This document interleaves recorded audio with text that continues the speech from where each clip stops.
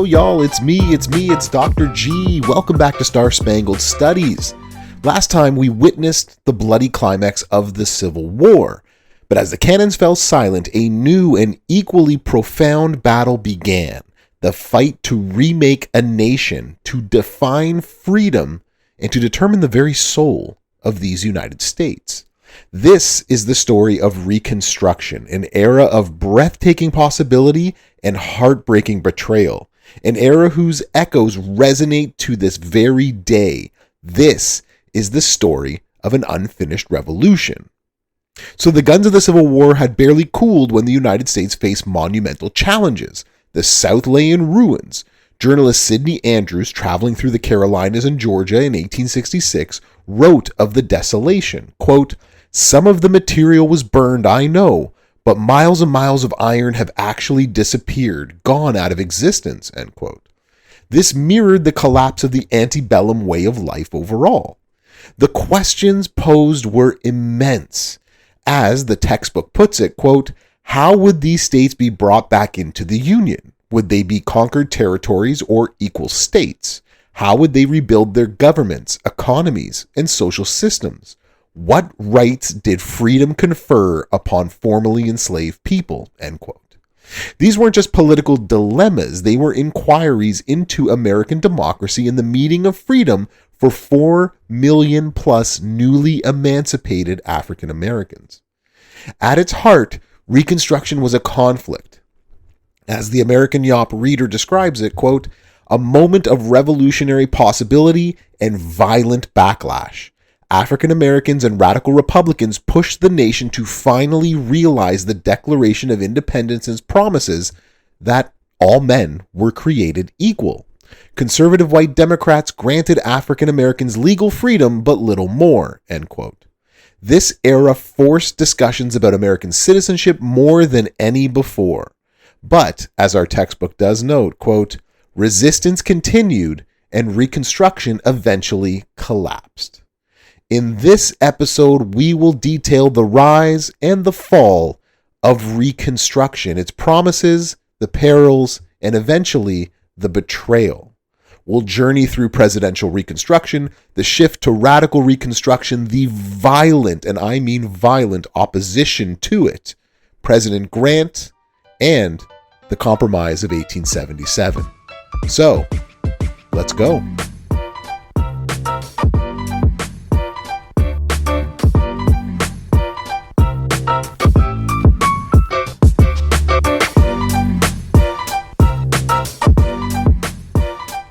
Even before the war had ended, President Abraham Lincoln had planned for this moment, this reunification, this Reconstruction. His proclamation of amnesty and Reconstruction, or what we term his 10% plan, was announced in December of 1863. It offered pardons to Confederates who swore allegiance to the Union and accepted emancipation. Once 10% of a state's 1860s voters took this oath, the state could form a new government. Lincoln justified this with his constitutional pardoning power. His vision from his second inaugural address was, quote, "With malice toward none, with charity for all, let us strive on to bind up the nation's wounds," end quote. But radical Republicans in Congress found Lincoln's plan far too lenient. In 1864, they passed the Wade-Davis bill, requiring 50% of white male citizens to take a stricter oath of loyalty and demanding legal equality for Black Americans as well. Lincoln pocket vetoed this bill, highlighting early divisions and visions for Reconstruction. The hope for a Lincoln-led Reconstruction, though, died with Lincoln on April 14, 1865, when he was assassinated. This, as one of our sources notes, quote, "intensified political divisions and altered the course of Reconstruction," end quote. Many historians believe Lincoln's political skill might have led to a better outcome, but of course, we'll never know. What we do know is actually what happened afterwards, which was Vice President Andrew Johnson, a Tennessee Democrat, took office upon Lincoln's death. He was a Unionist, but he was also an unapologetic racist and a states' rights advocate. Johnson declared in 1865, quote, "There is no such thing as Reconstruction. These states have not gone out of the Union, therefore Reconstruction is unnecessary, end quote. His plan was what he called restoration, which required Southern governments to nullify their secession ordinances, they had to repudiate Confederate debts, and they had to ratify the 13th Amendment. He ended up pardoning most Confederates, including over 13,000 wealthy planters who applied individually, giving them back their money and land. The Miller Center historians have stated, quote, historians view Andrew Johnson as the worst possible person to have ever served as president at the end of the American Civil War, end quote. Consequently, Southern states, often led by the very former Confederates who went against the Union, came back into power and enacted the Black Codes beginning in late 1865 and 1866. These aimed to, quote, reestablish antebellum power relationships and control black labor. The Mississippi Black Codes of 1865, for the state itself, required freedmen to carry proof of employment or face arrest under vagrancy laws, potentially being hired out to pay their fines, and often they were hired out to their former enslavers. One provision of this stated, quote, every freedman, free Negro, and mulatto shall have a lawful home or employment and shall have written evidence thereof, end quote. South Carolina's code prohibited black people from most occupations besides being farmers or servants without a hefty tax, and mandated that the terms master and servant were in labor contracts. These codes criminalized black leisure and limited their mobility as well as their abilities to marry and to own firearms. Now, scholar Douglas Blackman has called this slavery by another name, and he's not lying when he says that. The Freedmen's Bureau, which we'll talk about in a bit, tried to counteract these codes, but they themselves had limited power, and that's mostly politics is why. This defiance galvanized Northern Republicans, setting up a clash between the president and the Congress over how Reconstruction would go forward.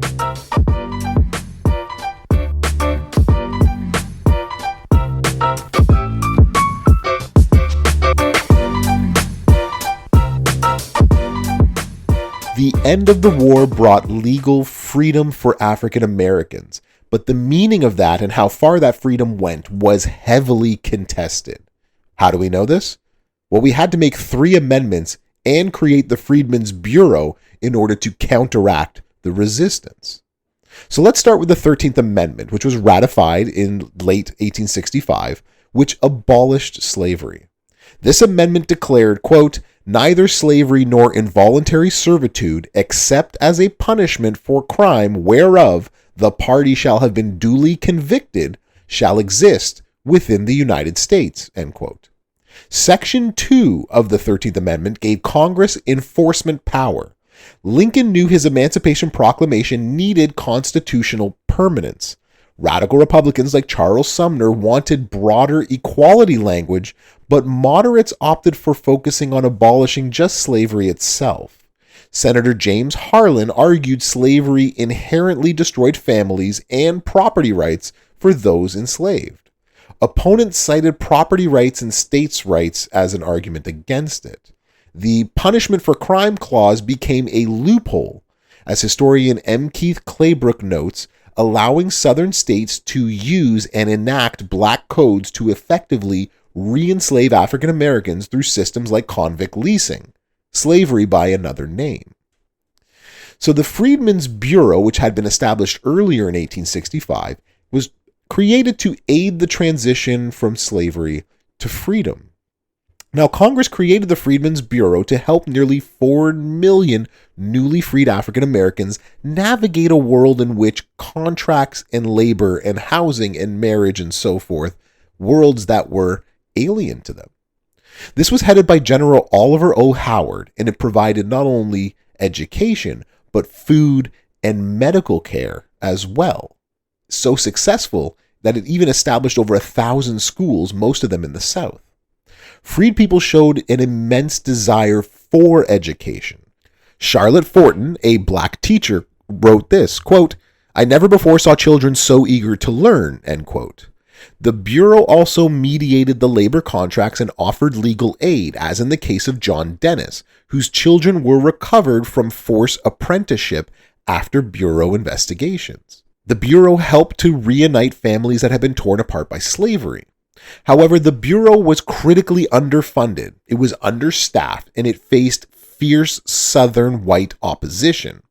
Its biggest failure was its inability for land redistribution, and that had a lot more to do with the politics at play. Garrison Fraser told General Sherman in 1865, quote, "The way we can best take care of ourselves is to have land," end quote. Sherman issued Field Order Number 15, promising 40 acres and a mule, but this was largely reversed by President Johnson's actions and pardons. Freedmen on Edisto Island protested General Howard, quote, "General, we want homesteads. If the government now takes away from them all right to the soil, we are left in a more pleasant condition than our former," end quote. The Bureau ceased operations in 1872. W.B. Du Bois called it, quote, "one of the most singular and interesting of the attempts made by a great nation to grapple with the vast problems of race and social condition," end quote, but noted that in its passing, quote, "before its work is done, leaves a legacy of striving for other men," end quote. Moving on to the 14th Amendment, which was ratified in July of 1868, it defined citizenship and equality.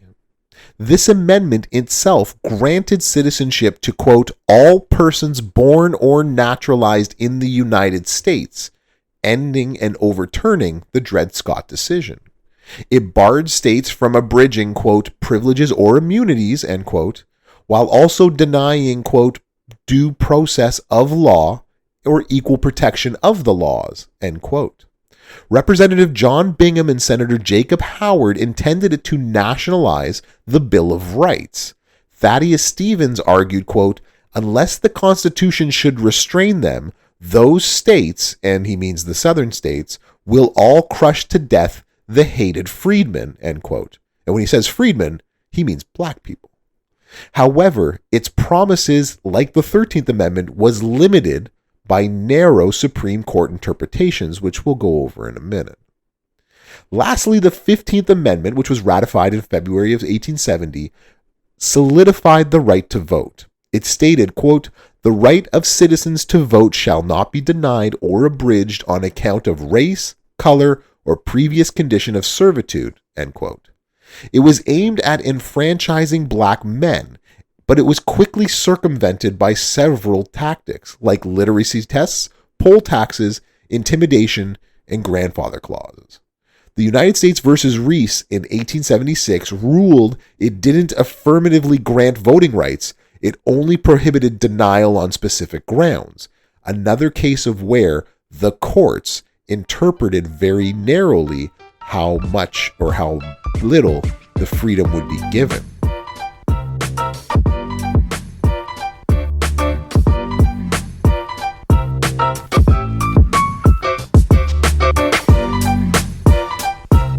Let's turn our attention towards radical Reconstruction, which begins about 1867. But before we can talk about that, we do have to talk about the fact that when Southern states had been restored by Johnson, and they started sending congressmen and senators back to Washington, when so many of those who showed up again to represent these states were former Confederates themselves, high-ranking Confederates, including the Vice President of the Confederacy, Alexander H. Stephens, Republicans in Congress refused to sit them and decided to openly challenge the president going forward. And this was enabled because the Republicans themselves, after the 1866 midterms, gained a veto-proof majority in both houses of Congress. And so they began to pass different acts to enable their vision of Reconstruction and overturn what Johnson was doing. They passed the Civil Rights Act of 1866 over Johnson's veto, and that's going to happen a lot. Johnson vetoes nearly everything. And that declaring that all persons born in the U.S. were citizens with equal rights to contract, sue, and own property. The Reconstruction Acts of 1867 divided then the 10 remaining southern states into 5 military districts, each under a Union general. States then had to draft new constitutions, enfranchising and guaranteeing the franchise for black men, and ratifying the 14th Amendment. Radicals like Thaddeus Stevens and Charles Sumner envisioned a South transformed through congressional acts. Stevens argued for black suffrage for justice and to ensure the Union Party ascendancy. Quote, "Have not loyal blacks quite as good a right to choose rulers and make laws as rebel whites?" End quote. Sumner warned that President Johnson's obstruction would lead eventually to misrule and anarchy. But Johnson's defiance really knowed no bounds, and eventually he would be impeached, or at least have an impeachment trial. Johnson defied the Tenure of Office Act, which was passed by Congress and radical Republicans to protect the Secretary of War, Edwin Stanton, and this would lead eventually to his impeachment, and more information of this is in your textbook. The House ends up charging him with high crimes and misdemeanors, mainly for removing Stanton, who has a position in the cabinet, and cabinet positions can only be fired or removed by a president with Senate approval. You can see how this lines up as a problem. So House Manager Benjamin Butler asked, quote, "Has the president the more kingly prerogative at will to remove from office all executive officers without any restraint whatsoever?" End quote. Johnson in the end was acquitted by one vote in the Senate. Senator James Grimes explained his acquittal vote, quote, "I cannot agree to destroy the harmonious working of the Constitution for the sake of getting rid of one acceptable president," end quote. Though acquitted, Johnson's power was broken, and Congress now directed Reconstruction, the era that we call radical Reconstruction. So radical Reconstruction saw unprecedented black political involvement. African Americans voted and held offices all the way from local levels to the very national levels, including senators like Hiram Revels and Blanche K. Bruce from Mississippi. They established public school systems, a major achievement, one we still see today. W.E. Boys stated at the time, quote, "It is fair to say that the Negro carpetbag governments established the public schools in the South," end quote. Albion Tourgie, a carpetbagger judge, praised these governments for abolishing barbarous forms of punishment and expanding rights across the South. Now, historian Eric Fodder called it a revolution, and it was revolutionary. Quote, "Reconstruction was the first time that this country tried to be an interracial democracy," end quote. But that came at a cost, and that cost was a violent backlash to radical Republican efforts to ensure freedom.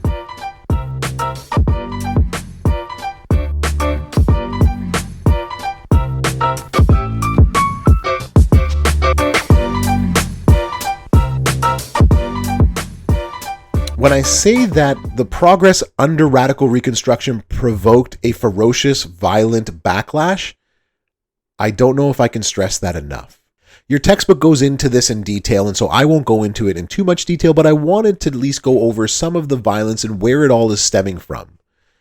So let's begin with the Ku Klux Klan and other terror groups that are formed during Reconstruction in response to Reconstruction. The KKK was formed in Tennessee in 1865-1866 and eventually quickly becomes a paramilitary terrorist group aimed at overthrowing Republican governments in the South, as well as to suppress black political power and any economic power they might gain. Klansmen used violence and a lot of it. There were whippings, there was arson, and there was murder. Abram Colby, who was a black Georgia legislator, testified about being whipped. Quote, "They took me to the woods and whipped me for 3 hours or more. They said I had voted for Grant," end quote. General J.J. Reynolds reported in 1868 of organized bands aiming to, quote, "disarm, rob, and in many cases murder Union men and Negroes," end quote. These weren't just two incidences. In fact, there was an entire congressional hearings about all of these, but I'll get to those in a moment. There was also large-scale massacres that served as brutal displays of white supremacist power. The first was in New Orleans, which in 1866 was triggered by a convention discussing black suffrage, and a white mob, including police officers, attacked black supporters and delegates, killing about 34 African Americans and 3 of those delegates.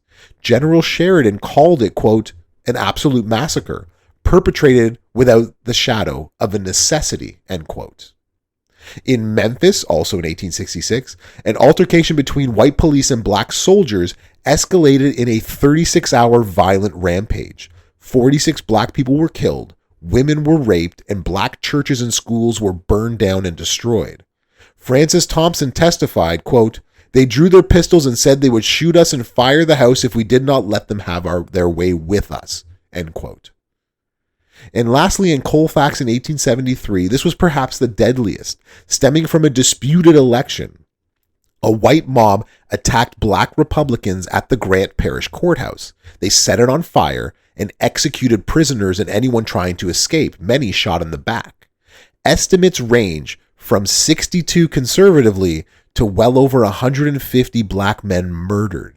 Survivor Levi Nelson testified, quote, they told us to stack up our arms and they wouldn't hurt us. Irwin shot him down. They set the course out on fire, end quote.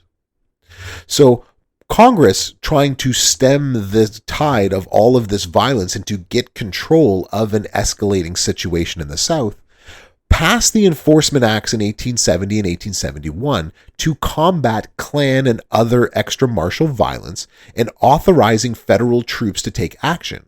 But the Supreme Court decision weakened federal power to stop this. In the Slaughterhouse cases, which began in 1873, it narrowed the 14th Amendment's Privileges and Immunities Clause, limiting federal protection of civil rights. The United States versus Cruikshank in 1876, this one had to deal with the Colfax Massacre itself, and it ruled that the 14th Amendment applied only to state actions, not to individuals, making it harder to prosecute KKK members or any members of a group not associated with the government.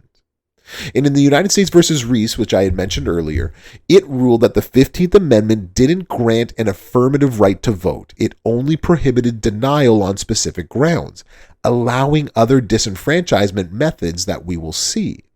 Chief Justice Waite wrote on the 14th Amendment, quote, this does not confer the right of suffrage upon anyone, end quote.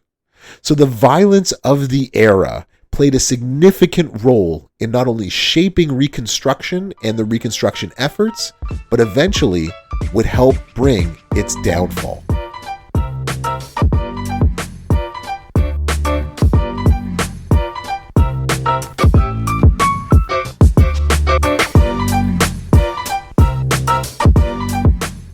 With all of this violence happening and things in the South not looking great, a presidential election was upon us.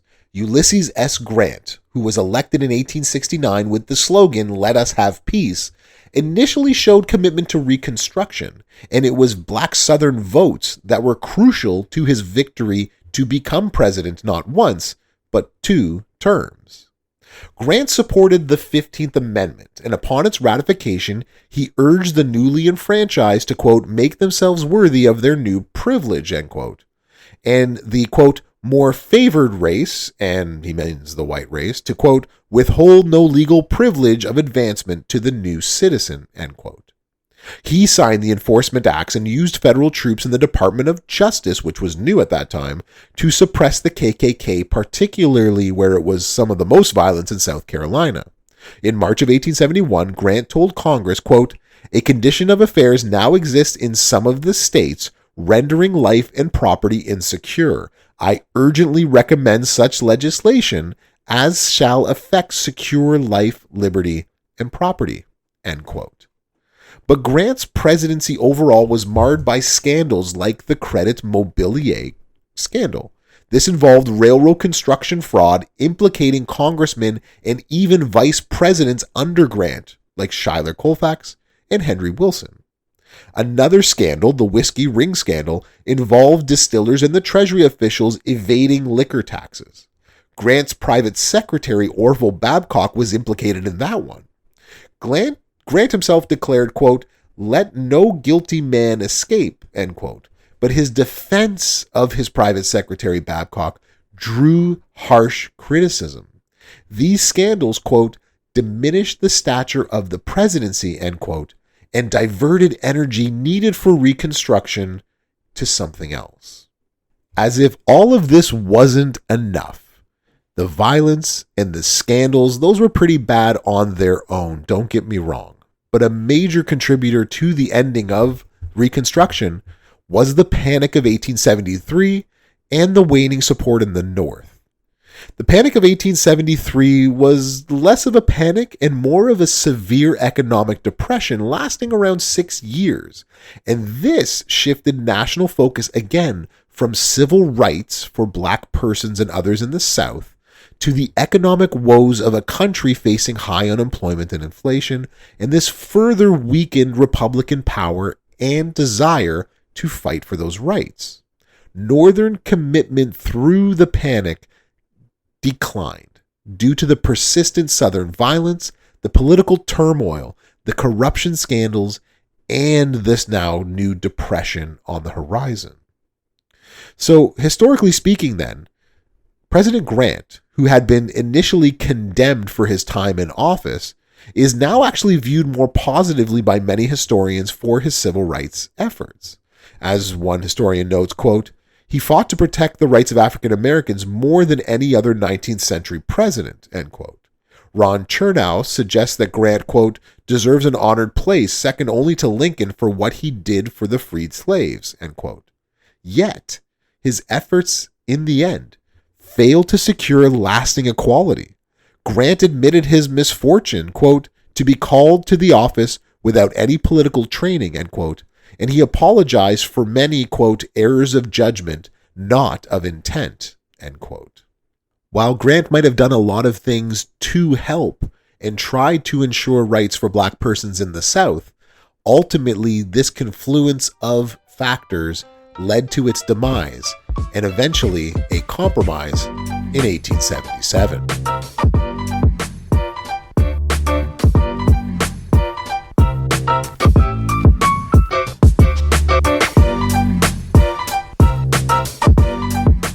The election between Rutherford B. Hayes and the Democrat Samuel J. Tilden in 1876 was thrown into chaos by disputed electoral votes from Florida, Louisiana, and South Carolina. An electoral commission awarded all disputed votes to Hayes. This is what happened afterwards, the Compromise of 1877. Hayes became president, and in return, federal troops were withdrawn from the South, and a Southern Democrat joined the cabinet, and in the South, they were granted home rule. This ended Reconstruction. Republican governments in Louisiana and South Carolina quickly collapsed, and Redeemers consolidated power and accelerated black disenfranchisement in the creation of what we would call Jim Crow.